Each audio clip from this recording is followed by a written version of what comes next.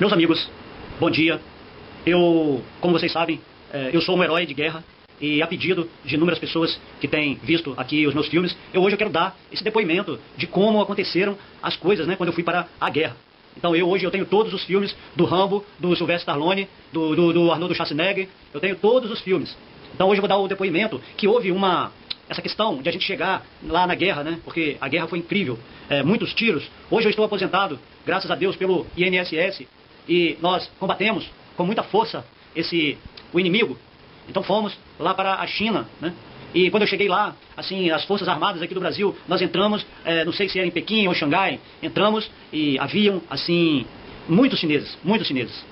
E a guerra é uma coisa assim incrivelmente medonha. Então eu cheguei lá na China, entrei nós chegamos, caímos de paraquedas e andamos assim, no meio de lugares muito bonitos e de repente caiu um míssil, né? Um míssil, e esse míssil destruiu tudo de uma vez só e foi assim incrível. E aquela quantidade de chinês, vocês não podem imaginar o que é enfrentar o povo chinês. É chinês saindo assim da culatra, chinês sai do buraco do esgoto, o chinês sai, assim, é chinês, minha gente. Você não imagina o que é uma guerra contra a China. Então nós aqui com o nosso fuzil, eu pegava a arma e atirando, mas era muito chinês. Não existe assim quantidade de bala no mundo que possa assim acabar o chinês. E você parece que está sempre atirando no mesmo cara, entendeu? Fica até uma coisa sem graça. Então de modo que no final eu fugia e eu fui para Pequim, Xangai. Lá de Xangai, eu fui para Kiuli, inclusive eu falo hoje a língua, né? A língua chinesa, Temer Natahuabe Pindao, mas não manco ocorre que o Nureto Naturasca, Estorerro, Raisodeska. Então a gente ia, né? Seguia o caminho e atirava mesmo. Aquele fuzil atirava assim umas 10 balas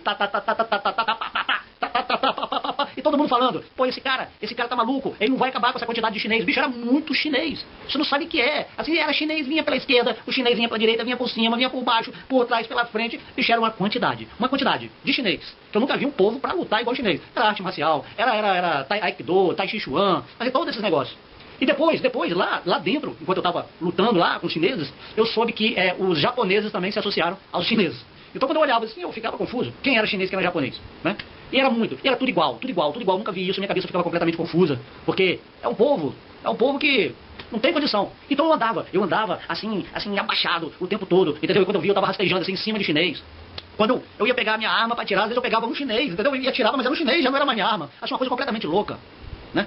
Então, o que eu estou falando aqui é que essa coisa de guerra não compensa, é uma loucura, né? Então nós estávamos lá e quando eu vi um bilhão de chinês misturado com japonês e depois eu fiquei sabendo que estava entrando os indianos também, indiano é gente pra caramba, você não imagina? Então eu comecei a pirar, eu falei, como que você, não existe quantidade de bala para exterminar esse povo? É muita gente, não tem bomba, não tem nada. Fila de cinema de chinês e indiano assim roda o planeta Terra, se for botar, né? A fila vai daqui até a Lua, assim, então a guerra foi simplesmente assim, uma coisa assim, fantástica.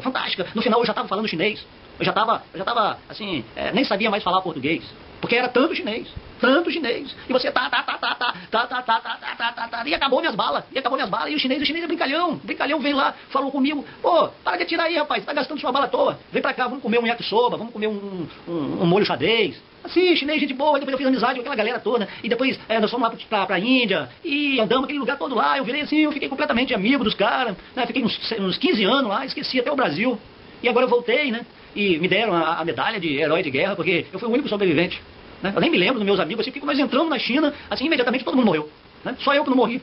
Né? Porque no final eu fiz amizade com os chineses, me levaram para campo de concentração, assim, é uma população de pessoas que você fica, assim, fascinado, né? Então hoje eu estou aqui, eu vivo pelo INSS do Brasil e eles estão me dando aí essa oportunidade de estar aqui sobrevivendo aqui no Brasil, continuo comendo yakisoba, falo aí um pouquinho de chinês, de mandarim, estou dando aula, um cursinho aí lá no pré-vestibular de mandarim. Então é isso aí, estamos levando e eu gostei muito de estar aqui dando esse depoimento para vocês. E se tiver alguma guerra aí, pode me chamar, porque eu me aposentei, mas eu gosto de uma guerra, né? Mas não, com a China não tem condição, nem com a Índia, que é muita gente, você só gasta bala, e no final você está ali, assim com sua arma vazia e 1 bilhão de chinês chegando de todos os lados.